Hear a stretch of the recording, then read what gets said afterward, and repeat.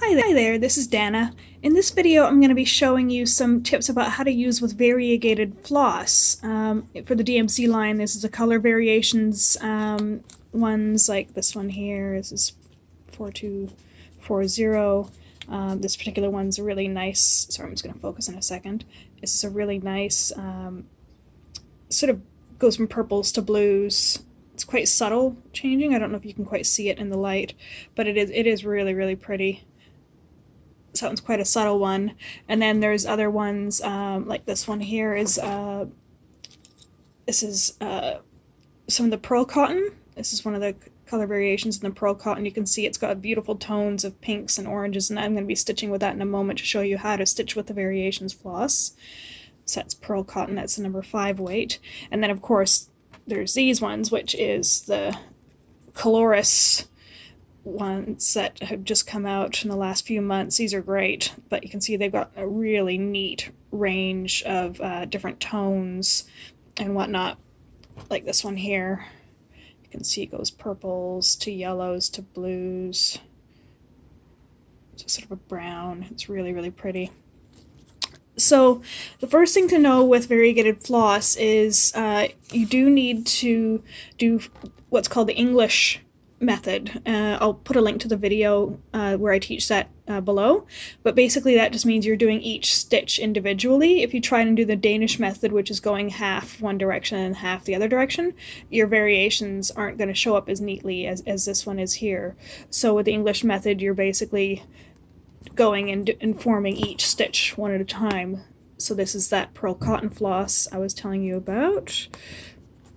It goes from beautiful orange to a deep pink to a really light pink and then back to the orange. It's really, really pretty.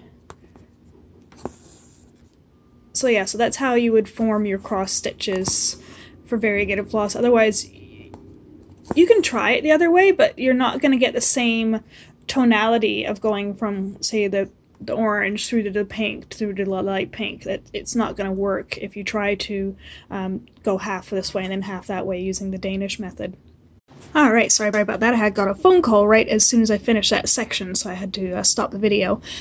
So yeah, if you're working with this floss, it's best just to go in the one direction, like doing your stitches one at a time using the English method. If you are working a big block, like say there's a whole big block of, sorry, focusing, of stitching that needs to be done all using the variations thread, you can do it a couple of ways. You can go back and forth horizontally, you could go back and forth vertically. You're going to get differences in tones matching up against each other. So say go back this way, you might get some light pink over here, and then you might get some bright orange over here.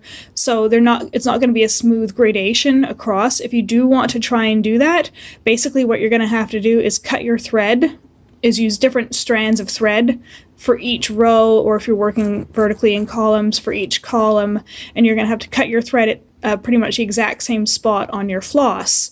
The problem with that is the variations in these threads aren't exactly spaced evenly, so you're still going to get a little bit of difference. The colors aren't going to match up exactly smoothly, but I mean, that's the joy of working with this thread. It's really beautiful, and it gives a really neat, unique effect. So it is really lovely to work with. So this kind of thread is great if you're doing, like, say, a solid border around a piece, or if you're doing writing, something like that, and you can work all in one direction. It works really, really well for that. Obviously, when you run out of thread, you're going to have to cut a new piece of your thread, so just keep going with that. If the colors don't match up, you can try and start your new thread at the same color demarcation. So say I ended the thread here, if I wanted to keep going with that light pink and not have it randomly jump to orange, then I'd go to a section in the thread that's got some of the light pink and start from there and keep going with it.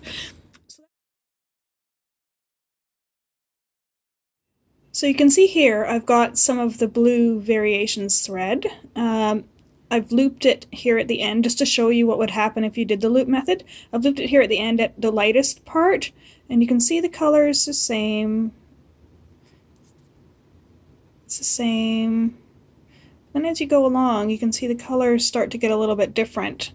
So they're not lining up as well. Like the bottom one is starting to get is a bit lighter than the top ones. So, I mean, for this particular one, the color variation isn't that different, so it's not that big of a deal, but that will happen because it's variations, so the distances between each color does vary. Sorry, it's out of focus. So that is something to take into consideration if you are wanting to use the loop method. The colors may not line up exactly the same way along the whole length of your strand. So that's pretty much it. If you have any questions, do please feel free to let me know. I will put a link to a video about how to do a pin stitch, which is really helpful if you're using variations thread, because like I said, it is difficult to use the loop method of starting. That video has the loop method and the pin stitch in it, so if you don't know what either one is, you can learn them. So that it is possible to use the loop method with a variations thread, but you're going to get a lot more differences of color in here. The color isn't going to be as solid as it is just using the same section of thread, so to speak, using 2 strands of that same section of thread you've cut. So that's it. I hope you have a great day. If you like this video, please thumbs up. It really helps get these videos out to more people who might like them as well. And also in the upper right, you're going to see a little pop-up with some links to some free cross-stitch patterns on my site if you'd like to sign up and get those. Totally free patterns. You can practice these techniques with them. Actually, the Flowers of Love pattern works really well with this technique here because it's all solid lines forming the flowers. So that's it. Hope you have a great day. Bye for now.